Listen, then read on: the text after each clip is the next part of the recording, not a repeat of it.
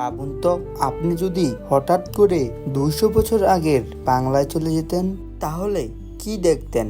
না থাকতো বিদ্যুৎ, না থাকতো মোবাইল ফোন, না থাকতো পাকা রাস্তা কিংবা মোটর গাড়ি।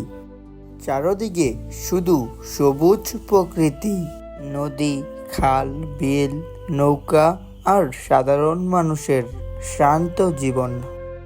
আজ আমরা ফিরে যাব প্রায় 200 বছর আগের বাংলায়, যেখানে মানুষের জীবন ছিল অনেক সহজ এবং পরিশ্রমে ভরা। তখনকার গ্রামের অধিকাংশ বাড়ি ছিল মাটির তৈরি।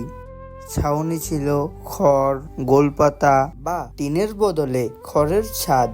প্রায় অধিকাংশ বাড়ির চারপাশেই বাঁশঝাড়, কলা গাছ, সুপারি, নারকেল, কাঁঠাল, আম সহ বিভিন্ন ধরনের গাছ থাকতো। উঠানে হাঁস, মুরগি ঘুরে বেড়াতো। পাশে থাকতো গরু, ছাগলের ছোট গোয়ালঘর এবং প্রায় প্রতিটি বাড়ির পাশেই ছিল একটি পুকুর। তখন মানুষের প্রধান পেশা ছিল কৃষিকাজ। বলদ দিয়ে কাঠের লাঙ্গল চালিয়ে চাষ করা হতো। ধান রোপণ, ধান কাটা সবই হতো হাতে। ধান থেকে চাল তৈরি করা হতো ঢেঁকি দিয়ে। নদী আর খালে খেপসা জাল, পল, চাই, বড়শি সহ বিভিন্ন পদ্ধতিতে মাছ ধরত। অনেক পরিবার গরু, ছাগল, হাঁস, মুরগি এগুলো পালন করত। এগুলোই ছিল তাদের আয়ের উৎস। তখন কোনো বাস, ট্রেন বা মোটর গাড়ি ছিল না। নদীমাতৃক বাংলায় নৌকাই ছিল প্রধান যানবাহন। বর্ষাকালে অনেক মানুষ কলা গাছের বেলা বানিয়ে এক জায়গা থেকে আরেক জায়গায় যেত।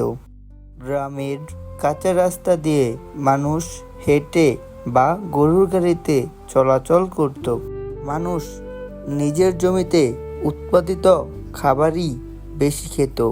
ভাত, মাছ, শাকসবজি, ডাল, দুধ আর দেশি ফল ছিল প্রতিদিনের খাবার। আম, কাঁঠাল, কলা, জাম, পেয়ারা, নারকেল, তাল এসব খাবার প্রায় প্রতিটি গ্রামেই পাওয়া যেত। পানীয় জল তোলা হতো কূপ বা পুকুর থেকে। সকালে পুকুরে গোসল করা ছিল গ্রামের মানুষের প্রতিদিনের অভ্যাস।